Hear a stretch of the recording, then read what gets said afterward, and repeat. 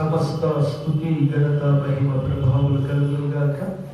మరొకసారి ప్రభు ఆయన పరిశుద్ధ స్థలంలో మనల్ని నిలిపి దేవుని మహిమపరచడానికి దేవుడు మనకిచ్చిన ఈ ప్రశస్తమైన సమయాన్ని బట్టి మనం రెండు చేతులతో ఒకసారి దేవుని స్తుతించి దేవుని మహిమపరచుదాం. దేవునికి స్తోత్రం, దేవునికి స్తోత్రం. మంచిది. సహజంగా ఈ వారం ఏ రకంగా చూసినా మగవాళ్ళు ఎక్కువ రావాలి, ఆడవాళ్ళు తక్కువ రావాలి. ఎందుకంటే పండగ సీజన్ కాబట్టి ఉదయం ఒక ఆవిడ ఫోన్ చేసి, అయ్యా నా కొరకు ప్రార్థన చేయండి మర్చిపోతుందండి. ఎందుకమ్మా అలాగే అడిగితే, ఎందుకు నాకు కొరకు ప్రార్థన చేయాలంటే ఈరోజు నేను చర్చికి రాలేకపోతున్నాయ్యా అంటే ఏ బాధ వచ్చిందమ్మా అంటే ఆడు చెప్తుంది ఏం లేదయ్యా, మన పండుగ దగ్గరికి వచ్చింది కదా, ఎవ్వరు లేదు చేసేవాళ్ళు, అందుకని నేను పని చేసుకుంటున్నాను. ఏమంటారు చెప్పండి? సరే ఎప్పుడు ప్రార్థన చేద్దాం లేదు.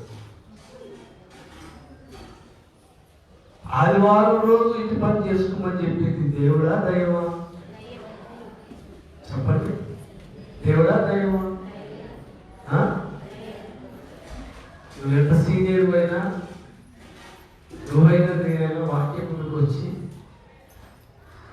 ఆదివారం మందిరంలో ఉండకుండా కారణం ఏది చెప్పినా అది ఏదో ప్రాణాపాయమైన పరిస్థితి తప్పితే అది నువ్వు ఏ కారణం చెప్పినా దయ్యం కిందకే లెక్క. దయ్యాలే ఇంటి దగ్గర ఉంటాయి, దయ్యాలు ఆరాధన ఎక్కబడతాయి, దయ్యాలు దేవుడి పని చేయడం మానేసి సైతాన్ని పనులు చేస్తాయి. నేను అనుకున్నాను పాపం మరి ఆడవాళ్ళు మందిరాన్ని పంపించి ఈరోజు మగవాళ్ళు కొంతమంది మీరు క్రిస్మస్ పని నేను చేస్తాం మీరు చర్చికి పోయినని ఆడవాళ్ళు పంపించినట్టు అనిపిస్తున్నాను. నిజమేనా? సరే, మంచిది ప్రియులారా. ఏది ఏమైనా దైవభయం అనేటువంటిది దేవుని పిల్లలుగా మనకు చాలా ప్రాముఖ్యం. ఎంత పోడుగాడువైనా వాక్యం ముందుకు వచ్చేసరికి చెప్పగలిగేది ఒకటి ఏంటంటే, వాక్యం నీలో లేకపోతే పెద్ద సైతాన్ సంబంధం లేదు, సైతాన్ కిందనే లెక్క. ఖచ్చితంగా చెప్పగలిగేది అదే. క్రిస్టియన్వి, నువ్వు క్రైస్తవుడివి, వాక్యం నీలో ఉంది, నువ్వు ఆత్మ సంబంధి అయితే ఎంతటి పరిస్థితులు నీ జీవితంలోకి వచ్చి పడిన మందిరాన్ని ఖచ్చితంగా చర్చలో ఉండాలి. ఇది ఆత్మ సంబంధి లక్షణం.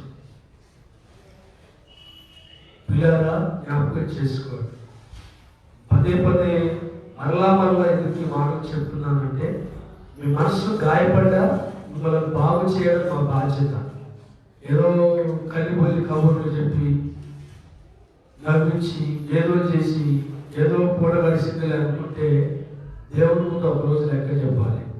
మేమెంత యథార్థంగా దేవుడి సన్నిధిలో ఉంటామో మిమ్మల్ని కూడా అలాగే ఉంచాలి. అప్పుడే ఈ క్షణంలో దేవుడి సన్నిధి దేవుడు ఆకు వచ్చినందుకో ఏం జరుగుతుంది చెప్పండి? ఇక్కడ నేను ఎత్తపడితే ఎదురుగా మీరు కూర్చొని కూడా ఎత్తపడతారు. లేకపోతే రెండో జరగదు. కనుక జాగ్రత్త పడదాం. మంచి దినాలు, చివరి దినాల్లో ఉన్నాం. పండగలు ఆర్భాటంతో చేసుకునే దినాలు పోయాయి. అలా చెప్తున్నాను అన్నమాట. పండగలు ఆర్భాటంతో చేసుకునే దినాలు పోయాయి. ఎంతసేపటికి దైవభయం అనేది మన కుటుంబాలు విడిచిపెట్టకూడదు. కుటుంబీకులంతా దేవుని సన్నిధిలో మన స్థితి, మన పరిస్థితి ఎలా ఉందని పరీక్షించుకోవడం, మందిరానికి రావడం, దేవునికి నేను ఎంతవరకు న్యాయం చేస్తున్నానని మనల్ని మనం పరీక్షించుకోవడంలోనే ఎవరైతే జాగ్రత్త పడతారో వారి జీవితాలు, వారి కుటుంబాలు దేవుడు విడవక వారిని ఆ కుటుంబాలు ఎడబాయక నిత్యం వారికి బలమైన భద్రత కాపుదల దేవుడు ఇస్తున్నారు. హల్లెలూయా. మంచిది ప్రియులారా. కొన్ని మాటలు క్లుప్తంగా నా సమయాన్ని కూడా ముగిస్తారు. ఇందాక దైవజనులు చెప్తూ వచ్చి ఇందాక మాట్లాడారు ఏంటంటే, నా మీద విశ్వాసంతో ప్రేమ వెళ్ళిపోయినట్టు అని చెప్పేసి అన్నా. నేను చెప్పేది ఏంటంటే, అయ్యగారుల మీద ప్రేమడు అయ్యగారి కోసమే ఇక్కడికి రావాలి. అవసరానికి వాడుకున్నట్టు అయ్యా నా క్షణంలో అంటే దానికి చక్కెర మాట చేశాడు. నాకు ఆ విషయం సంతోషాన్ని ఇస్తుంది. మన మందిరం అంతా నిండాల్సిన అవసరం లేదు. చెప్పగలిగేది ఒకటే, వాక్యానుసారంగా దేవుని చిత్త ప్రకారం 100 మంది కరెక్ట్గా నిలబడండి చాలు. నాకు సంతోషం అది. 100 మంది నిలబడండి చాలు. మారు మనసు లేనివాడి జీవితంలో, నేను చస్తే దేవుడు అక్కడ వెళ్ళాలి అని తలంపు లేనివాడి జీవితంలో ఎన్ని కాదు 1000 అద్భుతాలు జరిగినా చెప్పండి. దాని గారు గొప్ప కార్యం దేవుడు చేశాడు. ఇప్పుడు ఆ కుటుంబం ఏమైపోయింది? లోపలు కలిసిపోయింది. ఇది పోయిందంటే హృదయంలో ఏమి లేదు, వాక్యం లేదు. 1000 అద్భుతాలు జరిగినా దేవుడు మనిషి హృదయంలో వాక్యం లేకపోతే, దైవ భయం లేకపోతే అతని జీవితం వ్యర్థమండి. కాబట్టి మరలా అందరికీ జ్ఞాపకం చేయగలిగేది ఒకటి, ఈ సేవకుడు కావాలి, ఈ సహవాసం కావాలి, ఈ మందిరం కావాలి అన్నవాడు మాత్రమే వారి దగ్గరికి వస్తాం, వారి కోసం ప్రయాసపడతాం. మిగిలిన సమయం ఏదైనా ఉంటే నశించే ఆత్మల కొరకు భారంగా ప్రార్థన చేస్తాం. అది దేవుడు మా ముందు పెట్టిన భారం. ఈ తిరిగిన రోజులు పోయాయి, అలసిపోయాం.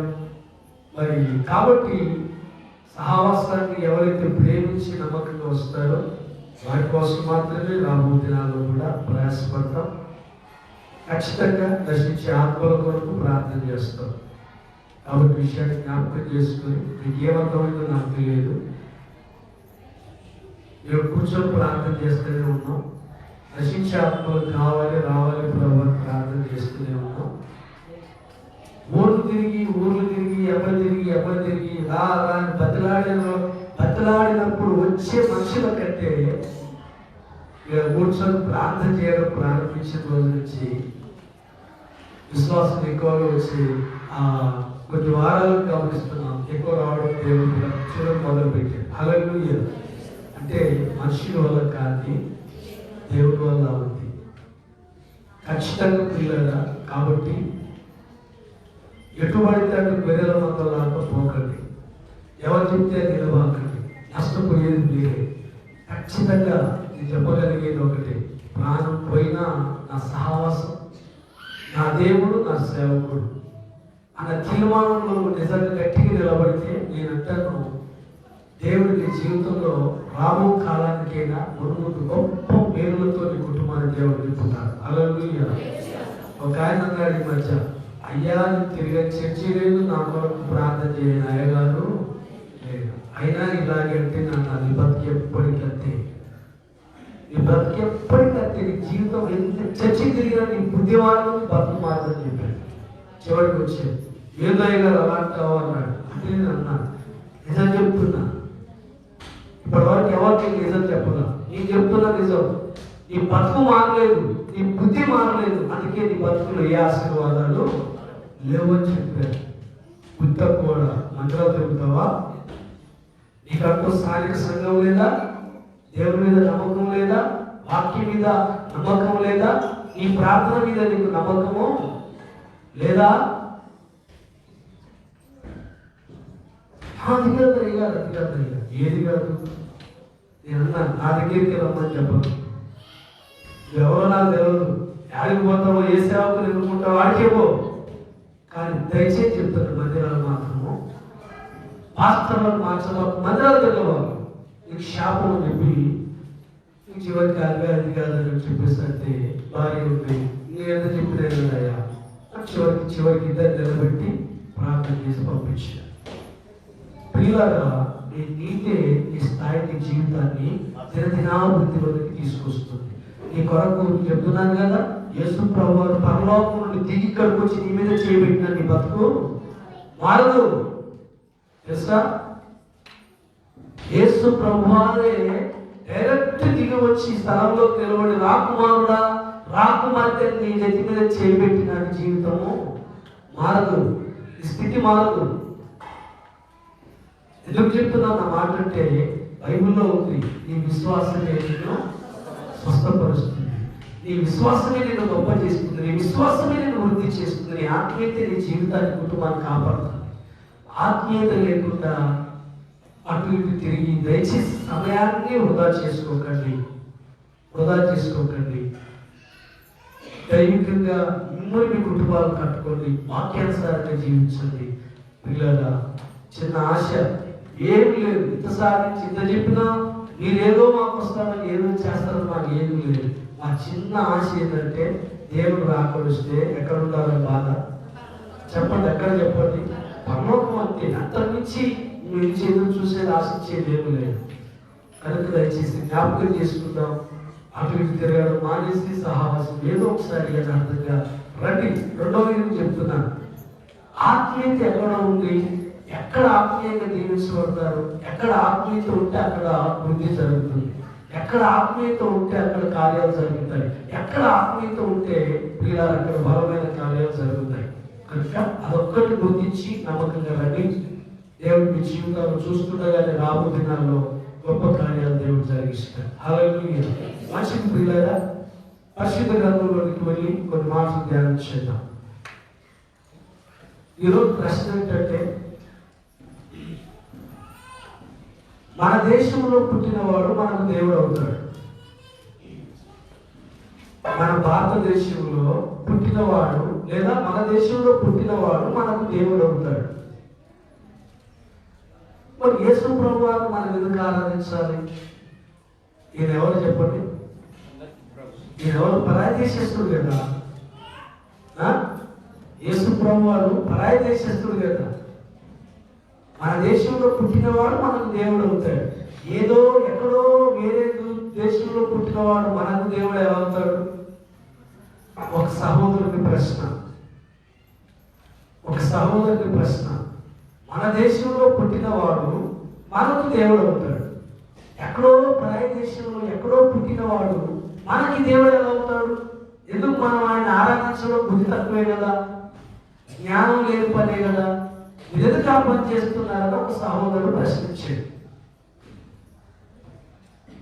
ఇప్పుడు మాట చెప్పాల్సిన అవసరం లేదు, కానీ మీ మెదడుకు మేత, మీకు కొంచెం అవగాహన రావడానికి ఈ ప్రశ్నలు ఈ మాటలు మేము ఉంచుతున్నాను. ఇప్పుడు మన దేశంలో చాలా మంది ఉన్నారు, చాలా కులాలు ఉన్నాయి, చాలా వృత్తులు ఉన్నాయి, చాలా ప్రాంతాలు ఎవరి నమ్మకాలు వాళ్ళవి. కానీ ఒక సహోదరి నమ్మకం ఏంటంటే, మన దేశంలో పుడితే మనకు దేవుడు ఏం దేవుడు, ఎక్కడో పుట్టిన వాడు మనకు దేవుడు ఎలా ఉంటాడు? కాబట్టి ఎక్కడో పుట్టిన వాడిని భారతదేశంలో ఉన్న మనం ఎందుకు ఆరాధించాలి, ఎందుకు స్తుతించాలి, ఎందుకు దేవుని బయలుపరచాలి? చెప్పండి. మన కాళ్ళు లేదా దేవుళ్ళు? మన ఇండియన్స్ లేరా? మన దేశంలో పుట్టిన వాళ్ళు చాలా మంది ఉండగా ఎక్కడో పరాయి దేశంలో పుట్టిన ఈయనకన్నా మనం ఆరాధించాలి. ప్రశ్న నిజమే కదా, కరెక్ట్ కదా ప్రశ్న? ఎందుకు ఆరాధించాలి? మన దేశంలో పుట్టిన వాళ్ళు ఎంతో మందిని వదిలిపెట్టి. ఇప్పుడు ప్రశ్న ఏంటంటే, పరాయి దేశమా మన దేశమా అనే సంగతి పక్కన పెడితే, దేవుడు అనేవాడు ఏ దేశానికి సంబంధించిన వాడు?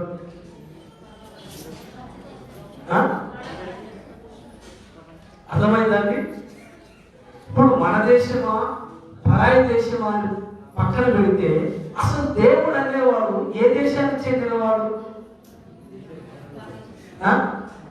మన ఇండియాలో పుట్టలేదు కాబట్టి మనం ఆరాధించవద్దు. అర్థమైందండి? మన ఇండియాలో పుట్టలేదు కాబట్టి మనం ఆరాధించదు, మన దేవుడు కాదు. నేనేమంటున్నానంటే, అసలు దేవుడు అనేవాడు ఎక్కడ పుడతాడు? దేవుడు అనేవాడు ఏ దేశంలో పుడతాడు? ఏ దేశంలో పుడితే ఏ దేశంలో పుట్టినవాడు మనకు దేవుడు అవుతాడు?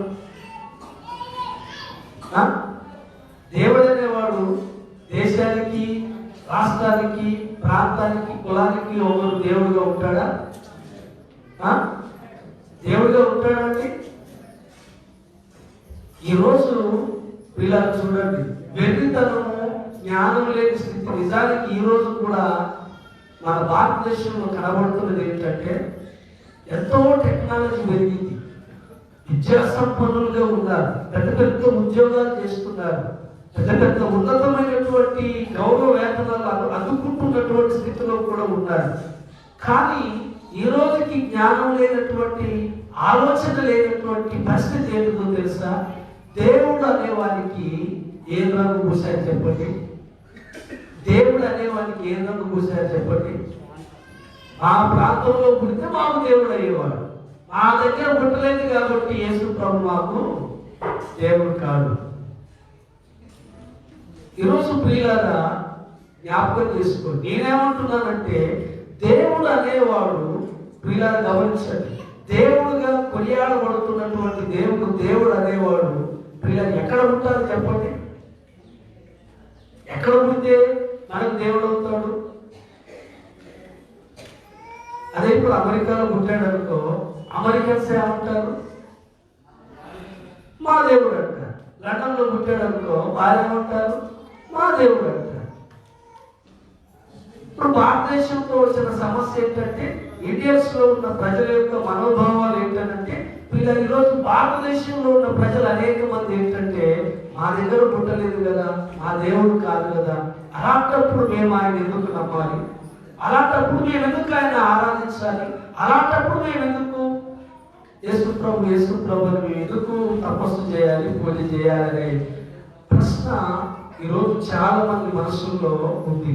అయితే ఈరోజు జ్ఞాపకం చేస్తున్నాను పిల్లరా, ఇండియానా, అమెరికానా, లండనా, ఆస్ట్రేలియానా, లేకపోతే ఇంకో దేశం అనేది పక్కన పెడితే నేను ఏమంటున్నానంటే పిల్లరా, దేవుడు అనేటువంటి వాడు ఒక ప్రాంతానికో, ఒక దేశానికో, ఒక మతానికో సంబంధించిన వాడు కాదు.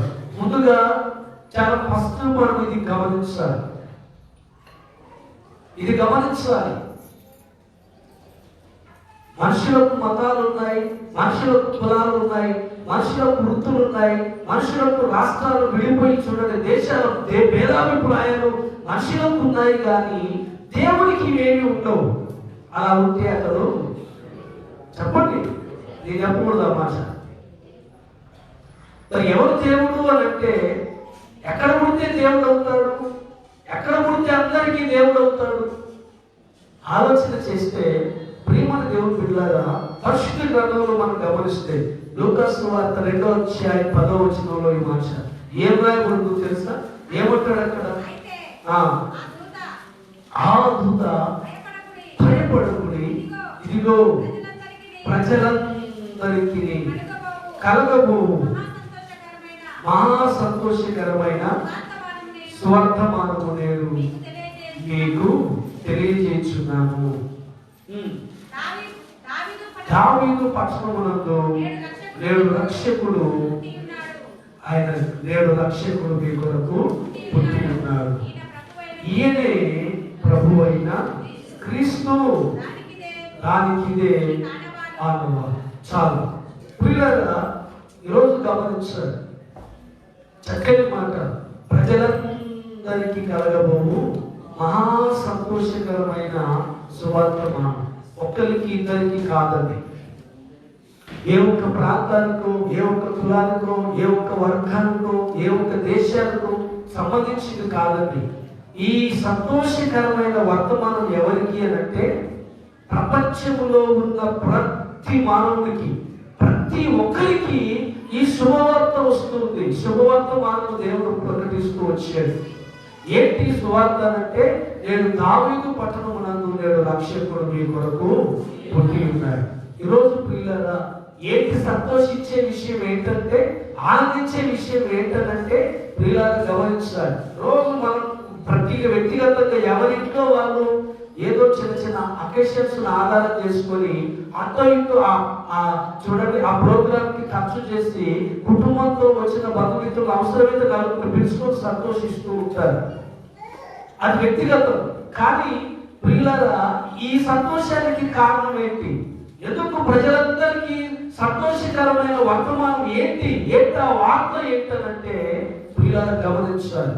నేడు రక్షకుడు మీ కొరకు పుట్టి ఉన్నాడు. పిల్లలు ఈరోజు ప్రపంచమంతటి కొరకు, ప్రపంచంలో ఉన్న ప్రతి మానవాళి కొరకు రక్షకుడుగా మనందరి కొరకు ఆయన ఈ లోకంలో పుట్టి ఉండేవాడు. హల్లెలూయా. ఒకవేళ మన ఆలోచన ప్రకారం మనకు భారతదేశంలో ఉన్నాం కాబట్టి యేసు ప్రభు వారు ఒకవేళ మా దగ్గరే పుట్టుంటే చెప్పండి ఎంత బాగుండు అనే ఆలోచన మనకు కూర్చుండొచ్చు.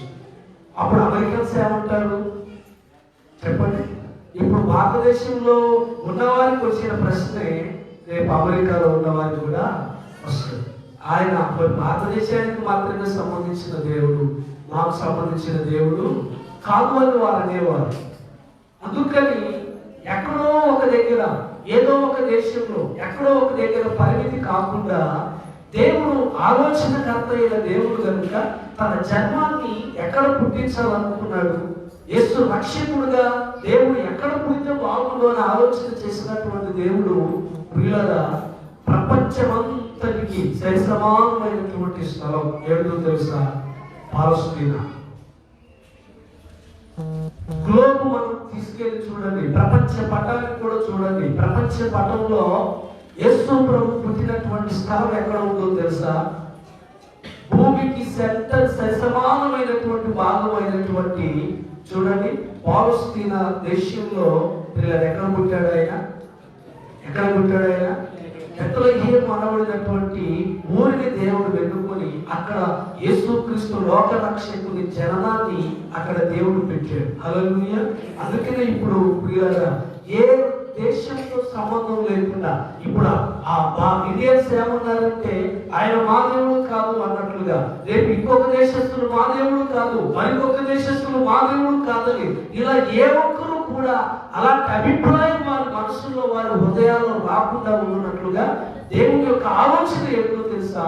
దేవుడు అందుకే తన జన్మను పొందడానికి భూమికి సరిసమానమైనటువంటి మధ్య భాగమైనటువంటి పాలస్తీనా దేశంలో బెత్లెహేము అనే గ్రామాన్ని దేవుడు ఎంచుకున్నాడు. సెంట్రల్ పాయింట్ అన్నమాట.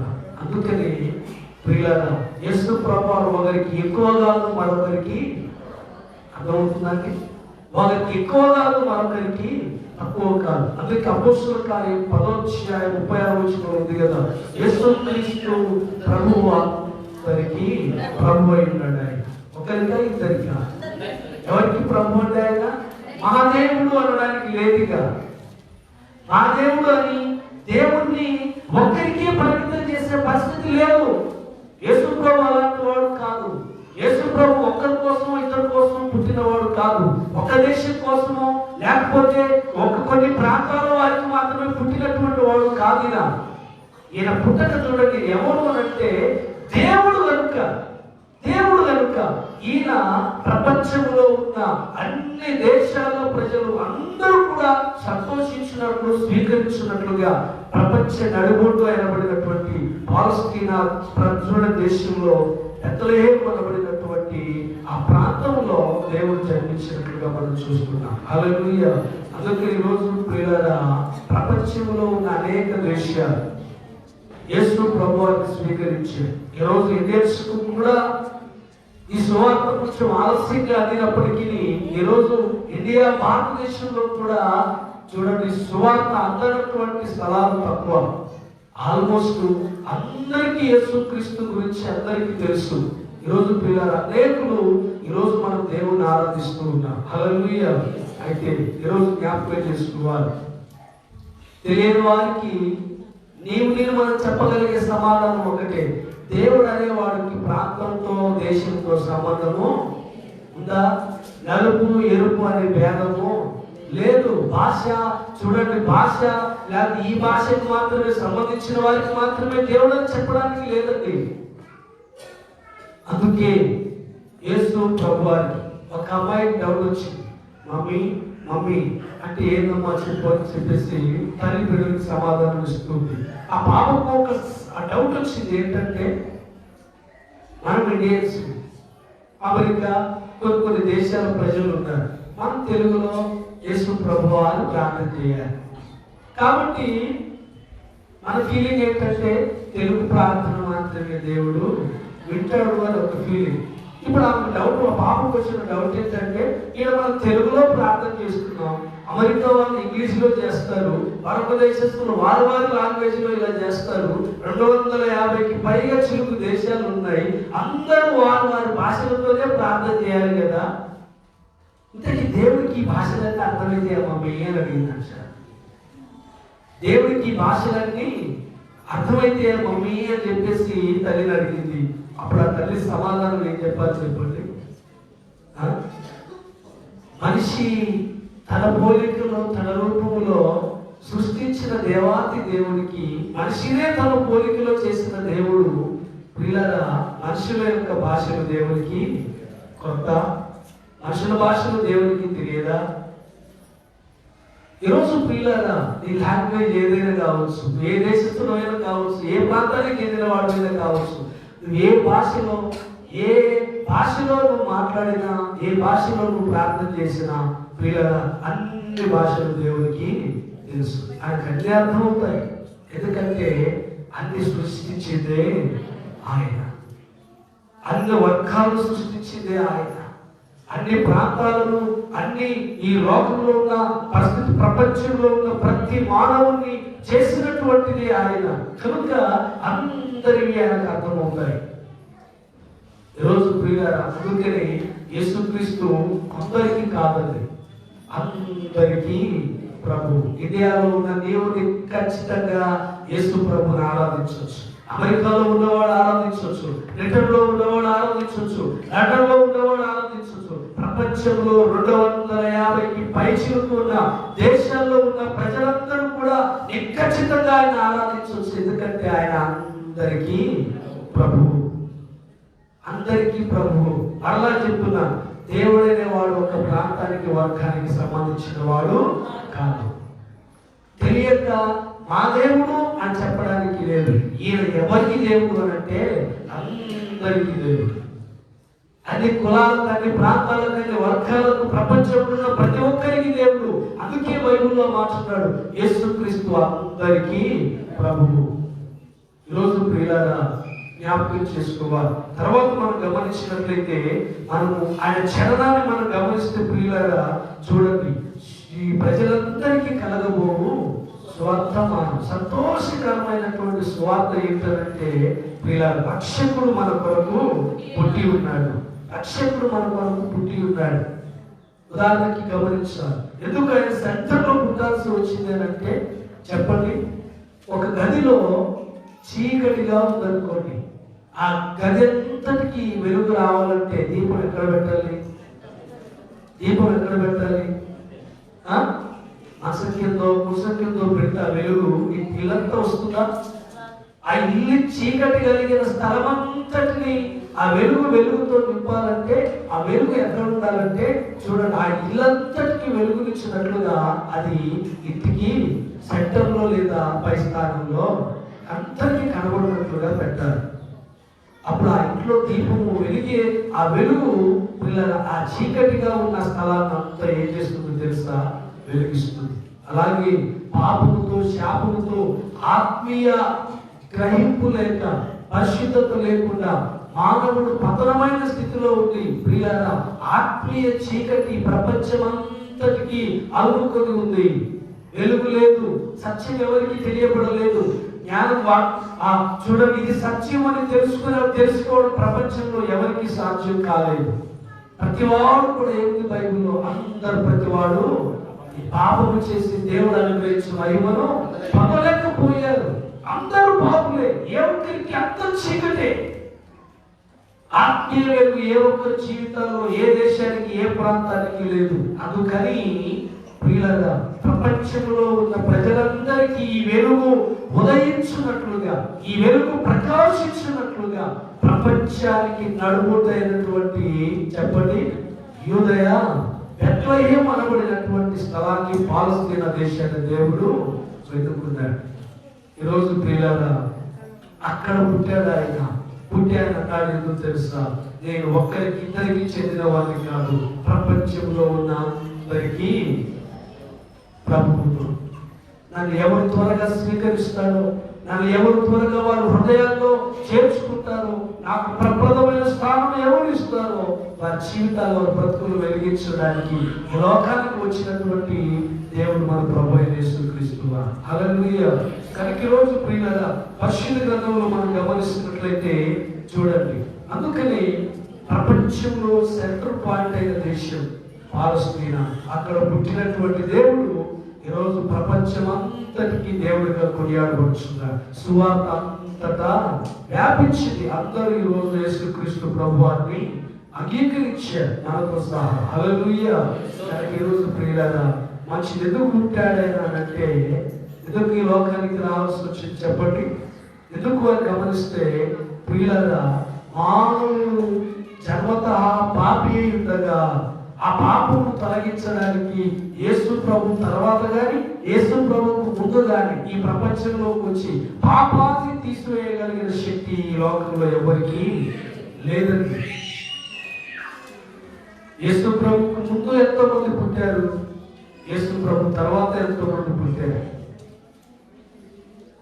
కానీ ప్రత్యేకత ఏంటంటే రక్షకుడుగా మనిషిలో ఉన్న పాపాన్ని తొలగించగలిగిన శక్తివంతుడిగా తనలో ఉన్న పాప నైజాన్ని తొలగించి అతనికి పరలోకాన్ని ఇవ్వగలిగినటువంటి దేవుడిగా ఉన్న శక్తి కలిగినటువంటి దేవుడి. హల్లెలూయా. అందుకనే ఈరోజు యేసుక్రీస్తు ప్రభువారు రక్షకుడుగా అందరికీ దేవుడుగా అంగీకరించబడుతూ ఉన్నాడు. కనుక ఈరోజు మనము దేవుని ఎదుట చూడండి, ఎక్కడాన్ని గమనిస్తే ఇకపోతే 3వ హిస్టరీ చూడండి. ప్రతి గ్రామానికి ఒక చరిత్ర ఉంటుంది. సూర్యాపేట కూడా ఒక హిస్టరీ ఉంది. సూర్యాపేట ఎలా వచ్చిందంటే మనకు తెలియదు, కానీ మన పితరులను అడిగితే తెలుస్తుంది. అలాగే యూదయ బెత్లెహేము అనబడినటువంటి ప్రాంతానికి, ఆ గ్రామానికి ఒకప్పుడు చరిత్ర లేదు. అసలు ఆ గ్రామం ఎన్నికలోనే లేదండి. అసలు ఆ గ్రామం ఎన్నికలోనే లేదు. ఆ గ్రామం ఎన్నికలోనే లేదు. బెత్లెహేము అంటే ఎవరికి తెలియదు, బెత్లెహేము అంటే ఎవరికి అర్థం కాలేదు. కానీ ఎప్పుడైతే యేసుక్రీస్తు ప్రభువారు ఆ గ్రామాన్ని, ఆ ప్రాంతాన్ని ఎన్నుకున్నాడో, అక్కడ ఆయన పుట్టాడో, వీళ్ళ తర్వాత జరిగిన అద్భుతం ఏంటో తెలుసా? ఈరోజు ఎన్నిక లేనటువంటి, చరిత్ర లేనటువంటి ఆ గ్రామము, ఆ ప్రాంతము ఈరోజు ప్రియులారు చూడండి ప్రపంచమంతా కూడా, ప్రపంచమంతటికి తెలిసిపోయేలాగా ఈరోజు బెత్లెహేము అనబడినటువంటి ఆ గ్రామానికి ఒక చరిత్ర, ఒక హిస్టరీ ఉంది. ఏంటా హిస్టరీ అనంటే ఎన్ని తరాలు ఎన్ని యుగాలు గడిచినా ఎవరు చెరిపివేలేని చరిత్ర గ్రామానికి ఉంది. ఏంటా హిస్టరీ? ఆ చరిత్ర ఏంటనంటే నజరేయుడైన యేసు, లోక రక్షకుడైన యేసు దావీదు పట్టణమునందు నేడు రక్షకుడుగా గ్రామంలో పుట్టాడు. ప్రియులారు చూడండి, ఏ జగద్రక్షకుని యొక్క జననము బెత్లెహేము అనబడినటువంటి ఆ మారుమూల ఎన్నికలైనటువంటి ఆ గ్రామాన్ని ప్రపంచమంతటికి కూడా తెలిసేలా చేయగలిగింది. ఈరోజు ప్రియులార కారణం ఏంటంటే లోకరక్షకుడు, జగద్రక్షకుడైనటువంటి దేవుడు యూదయ బెత్లెహేములో జన్మించడమే. ఈరోజు ప్రపంచమంతా కూడా ఈరోజు టూరిస్ట్గా అక్కడికి వెళుతూ ఉంది. బెత్లెహేమును, ఇజ్రాయేల్ చూడండి, యెరూషలేమును, ఆ ప్రాంతాలన్నీ కూడా చూసుకొని ఈరోజు ప్రపంచమంతా అక్కడికి వెళ్ళి రావడం జరుగుతూ ఉంది. ఒక చరిత్ర కలిగిన స్థలముగా దేవుడు దాన్ని చేశాడు. హల్లెలూయా. ఈ వాక్యాన్ని ఉద్దేశించి మీకు చెప్పగలిగేది ఒకటే, నేను చెప్పగలిగేది ఒకటే, దేవుని నమ్మడం వేరు, దేవుని కొరకు బ్రతకడము వేరు.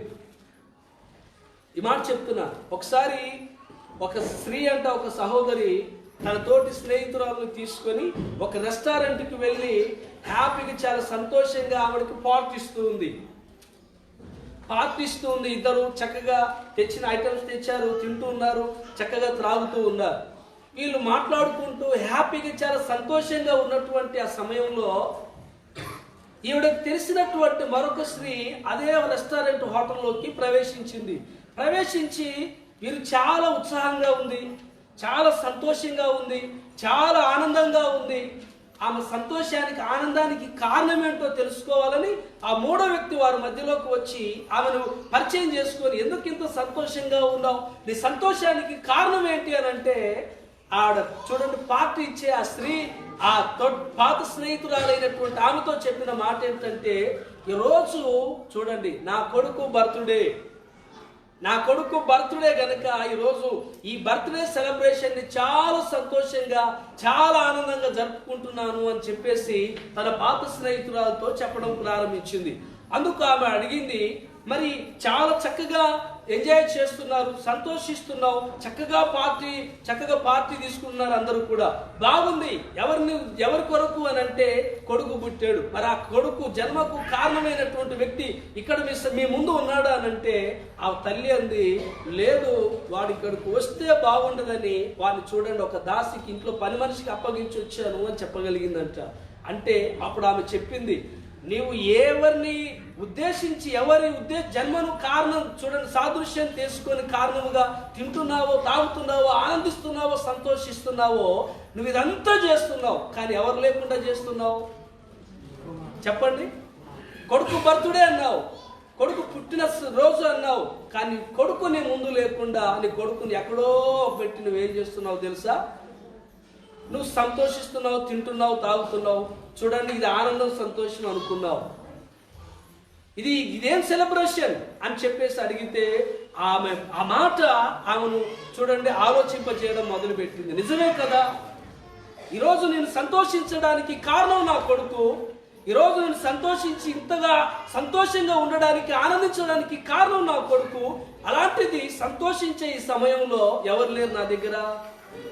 ఎవరు లేరు చెప్పండి? నా కొడుకు లేడు. అలాగే చూడండి, ఈరోజు ప్రియులారా, కొడుకు లేకుండా తల్లి తన స్నేహితులతో కలిసి పార్టీ చేసుకుని సంతోషిస్తూ ఉంది. ఈనాడు కూడా ప్రియులారా, క్రైస్తవులుగా ఉన్న మనము క్రిస్మస్ అని పేరు చెప్పుకుంటున్నాం, క్రైస్తవులుగా పిలువబడుతున్నాం. క్రిస్మస్లు ఎన్నో మన జీవితంలో జరిగిపోతున్నాయి. కానీ విచారం ఏంటో తెలుసా? ఎవరు లేరు మన హృదయంలో అని అంటే, ఇంటి మీద స్టార్ ఉంది ప్రియులారా, చూడండి, ఇంటి చుట్టూ వెలుగులు ఉన్నాయి, ఇంటిలో 6-7 మనుషులు ఉన్నారు. కానీ విచారం ఏంటో తెలుసా? ఆ ఇంట్లో ఉన్న 4-6 ఏ ఒక్కరికి ఆత్మీయత, ఎవరి హృదయాల్లో యేసు ప్రభు జన్మించిన పరిస్థితి లేదు. ఈరోజు ప్రపంచానికి అర్థమైంది, సాతానుడు క్రైస్తవుల్ని మరొక కోణంలో తీసుకెళ్తున్నాడు. క్రిస్మస్ అంటే ఏంటంటే చెప్పండి, ఇల్లు దులుపుకోవడం, చెప్పండి, బట్టలు కొనుక్కోవడం, చక్కగా గ్రాండ్గా చూడండి సెలబ్రేషన్ చేసుకోవడం, చూడండి కావలసినంత డబ్బు పెట్టడం, తెలిసిన వారిని ఇంటికి పిలుచుకోవడం, ఇంటి వారందరితో ఎంజాయ్ చేయడం. కానీ అందులో ఎవరు లేరు చెప్పండి? పేరు ఎవరిది? యేసు ప్రభుది.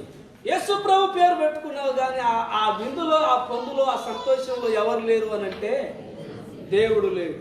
దేవుడు లేనటువంటి క్రిస్మస్లు ఈరోజు చాలా మంది జీవితాల్లో జరుగుతున్నాయి. ఈరోజు ప్రియ దేవుని బిడ్డలారా, జ్ఞాపకం చేసుకోవాలి. రెండవదిగా మీకు జ్ఞాపకం చేస్తున్నా, నీ హిస్టరీ యూదయ బెత్లెహేము అనబడినటువంటి ఆ గ్రామము ఈరోజు ప్రపంచవ్యాప్తంగా వెలుగులోకి వచ్చింది. కారణం ఏంటో తెలుసా? యేసుక్రీస్తు ప్రభువారు ఆ గ్రామంలో జన్మించడం. ఈరోజు నీ ఇంటిలో యేసు ప్రభువారు జన్మిస్తే, నీ హృదయంలో జన్మిస్తే ప్రియులారా గమనించాలి, ఖచ్చితంగా యేసు ప్రభువారు నీ ఇంటిలో ఎంతమంది ఉంటే అంతమంది హృదయాల్లో ఆయన జన్మిస్తే తర్వాత ఆ కుటుంబంలో జరగబోయేది ఏంటో తెలుసా? నువ్వంటే ఏంటో ప్రపంచమంతా కూడా తెలుసుకునే స్థాయికి దేవుడు నిన్ను తీసుకువెళ్తాం. మరి అలా జరగట్లేదు ఎందుకు మన ఇంట్లో అనంటే చెప్పండి, ఏమి లేదు. పేరుకు మనం ఎవరని చెప్పండి? క్రైస్తవులు. ఏనాడు బైబిల్ చదవం, ఏనాడు ప్రార్థన చేయం, ఏ రోజు కూడా దేవునికి మన ఇంటిలో, మన హృదయంలో ప్రప్రదమైన స్థానము ఉందా? అదే ఉంటే రోజు నువ్వేం చేయాలి చెప్పండి? గంటల తరబడి ప్రార్థన చేస్తావు, గంటల తరబడి దేవుని వాక్యాన్ని చదువుతావు, వీలైతే 4 మాటలు దేవుని బిడ్డలతో షేర్ చేసుకుంటావు. ఇంకా సమయం ఉంటే నశించి అనేకుల కొరకు, తోటి సహోదరుల కొరకు, రక్త సంబంధుల కొరకు ఏం చేస్తావు? ప్రార్థన చేస్తావు. ఈరోజు ఏ ఇంటిలో ఉంది చెప్పండి? ఇది ఎంతమంది చేస్తున్నారు ఈరోజు? ఎంతమందికి సాధ్యమైంది?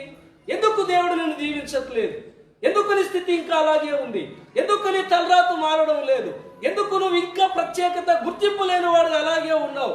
కారణం ఏంటంటే చెప్పండి, యేసు ప్రభు పేర్లు చెప్పుకుంటున్నాం కానీ యేసు ప్రభు వారు మన ఇంట్లో లేడు, మన జీవితాల్లో లేడండి. మన జీవితాల్లో లేడు. ఏమన్నాడు? ఈ వాక్యం మనందరికీ తెలుసు.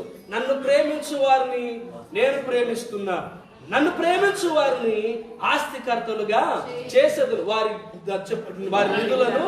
మరి ఈ వాక్యం తప్ప మరి ఎందుకు మారలేదు నీ స్థితి? ఎందుకు మారట్లేదు నీ తలరాత? ఎందుకు మారట్లేదు నీ పరిస్థితి? అంటే ప్రియమైన దేవుని బిడ్డలారా చెప్పండి, యేసు ప్రభువును వాడుకున్నాం, యేసు ప్రభు పేరు పెట్టుకున్నాం, యేసు ప్రభువును నమ్మినట్లుగా ఈ లోకంలో బ్రతుకుతున్నాం. కానీ వాస్తవానికి మనము వస్తే ప్రియులారా, దేవునితో సరైన సంబంధము లేదు, ప్రార్థన లేదు, పరిశుద్ధత లేదు. ఈరోజు ప్రియ దేవుని బిడ్డ, అసలు నీ కుటుంబంలో, నీ హృదయంలో దేవునికి స్థానమే లేదు. మనొక సహోదరుడు అంటుండే, బ్రదర్ ఈసారి ఏమన్నారు తెలుసా, ఈసారి 20,000 ఎగిరిపోవాల్సిందే. ఎన్ని వేలు ఎగిరిపోవాలంట? 20,000 ఎగిరిపోవాల్సిందే. మీరు కొనుక్కున్నందుకు చూడండి, నాకు ఆయాసం కాదు, మీరు కొనుక్కున్నందుకు బాధ కాదు, కానీ ఆయన మైండ్లో క్రిస్మస్ అంటే ఏంటో నేను చెప్తున్నాను. ఆయన మైండ్ సెట్ ఎలా ఉందో చెప్తున్నాను. ఈసారి 20,000 ఎగిరిపోవాల్సిందే. ఏంటి బ్రదర్, ఎందుకు బ్రదర్ 20,000 దేని కొరకు అని అంటే, ఈసారి హంగామా చేయాలి సార్ బ్రదర్. ఏంటంటే ఖరీదైన వస్త్రాలు ఈసారి ఎప్పుడు లేని రీతిగా గుట్టించుకోవాలి, ఎన్నడూ లేనటువంటి రీతిగా ఉండాలి. క్రిస్మస్ అంటే పాత వస్త్రాలు, చిరిగిన వస్త్రాలు వేసుకొని రమ్మని కాదు అర్థం. ప్రతి ఒక్కరూ సంతోషంగా, ప్రతి ఒక్కరూ కొత్త వస్త్రాలు వేసుకొని రావాలి. నేను దానికి వ్యతిరేకిని కాదు. కానీ ప్రియులారు చూడండి, క్రిస్మస్ అంటే నువ్వు ఏది వేసుకున్నా నీ హృదయంలో ఎవరుండాలి చెప్పండి? హృదయంలో క్రీస్తు లేకుండా ఈ శరీరం మీద ఎంత ఖరీదైన వస్త్రాలున్నా చచ్చిన శవం ఎంతో, అవునా? చచ్చిన శవానికి ఏమైనా విలువ ఉందా? చచ్చిన శవానికి విలువ ఉంటుందా? లేదు ప్రియ దేవుని బిడ్డలారా. నువ్వు నార్మల్ వస్త్రాలతో వచ్చి నన్ను కొట్టేవాళ్ళు లేడు, తిట్టేవాళ్ళు లేడు. అట్లా అని పండగ కదా, క్రైస్తవులకు వచ్చే పండగ ఎప్పుడు చెప్పండి? సంవత్సరానికి ఒకసారి. కొనుక్కోవద్దని నేను చెప్పను, కానీ నీ ప్రియారిటీ దేవుని కొరకు కాక ఇహలోక సంబంధమైన ఆడంబరాల కొరకు చేయబాకు. అది ఎప్పటికీ ఏమాత్రం కూడా నీ ఆత్మీయ జీవితానికి మంచిది కాదు అన్న విషయాన్ని జ్ఞాపకం చేస్తున్నాను. నీ తలరాత మారాలా, నీ వృద్ధిలోకి రావాలా, దేవుడు నిన్ను బహుగా దీవించాలా, దేవుడు నిన్ను రాబో కాలంలో ఉన్నతంగా హెచ్చించాలా. యూదయ బెత్లెహేం చరిత్ర లేని గ్రామం, ఎన్నిక లేని గ్రామం, పేరు ప్రఖ్యాత లేని గ్రామం ఈరోజు ప్రియులారా ప్రపంచమంతటికి తెలిసిపోయింది. ఎవరిని బట్టి అనంటే, ఎవరిని బట్టి చెప్పండి? యేసయ్యను బట్టి. ఈరోజు ఇక్కడ కూర్చున్న నేనైనా, మనమైనా, ఎవరైనా ఈరోజు కాస్తో కూస్తో ఒక విలువ, ఒక గౌరవం ఈరోజు ఉందంటే ఎవరిని బట్టి? నిన్ను బట్టి ఎవరు నీకు విలువయ్యాడు, అవునా? నన్ను బట్టి ఎవరు నాకు విలువయ్యాడు. నాకైనా మీకైనా విలువ ఎవరిని బట్టి అని అంటే చెప్పండి? యేసయ్యను బట్టి. ఇది ఇంతటితో కాదు, రాబో కాలంలో ఉన్నతంగా దేవుడు నీ పట్ల ఉన్నతమైన ప్రణాళిక నెరవేర్చాలి. నువ్వు హిస్టరీ చూడండి, నీ చరిత్ర తిరగరాయాలా, ఎన్నికలేని నీవు అనేకులు గుర్తించే స్థాయికి నువ్వు వెళ్ళాలి అని అంటే ఈరోజు జ్ఞాపకం చేస్తున్నాను, నీ హృదయంలో దేవుడు జన్మించాలి. దేవునితో విలువైన సంబంధాన్ని నువ్వు కలిగి ఉంటే ప్రతిరోజు పండగే. హల్లెలూయా. కనుక ఈరోజు బైబిల్లో క్రిస్మస్ ఉందా? బైబిల్లో క్రిస్మస్ చేసుకోవాలని ఎక్కడైనా ఉందా? యేసు ప్రభువారు డిసెంబర్ 25నే పుట్టాడా అనేటువంటి ప్రశ్నలు చాలా వస్తున్నాయి. నిజమే, దానికి ఎక్కడ ఏమి లేదు. కానీ బైబిల్ చెప్తుంది సంతోషించడానికి ఒక 25 కానవసరం లేదు. క్రైస్తవుడు ఎవరి హృదయంలో చూడండి దేవుడు జన్మించాడో వారి జీవితంలో ప్రతిరోజు పండగే.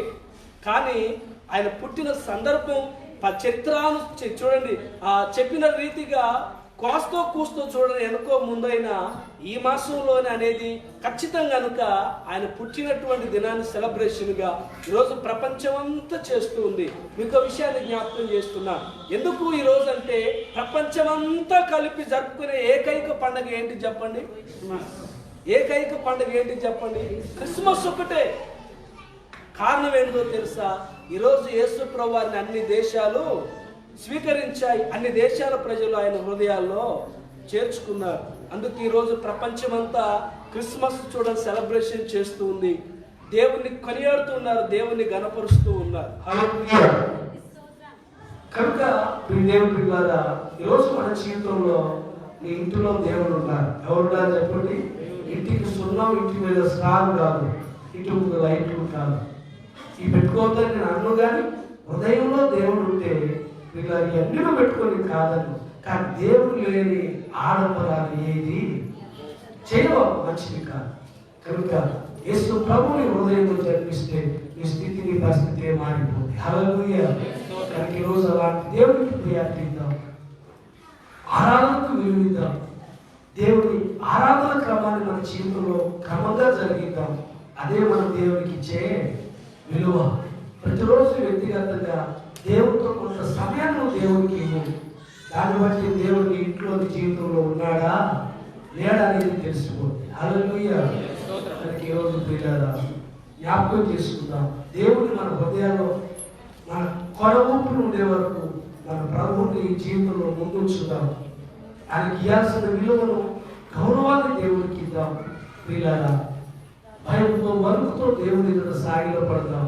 దేవుడిచ్చే ప్రతి ఆశీర్వాదాన్ని మనము మన కుటుంబాల బిడ్డలు సమృద్ధిగా అనుభవిస్తాం. అటు కృప ప్రభు మనందరికీ అనుగ్రహించి ముందుకు నడిపించుగాక. ఆమేన్. ఆమేన్. మంచిది ప్రియులారా.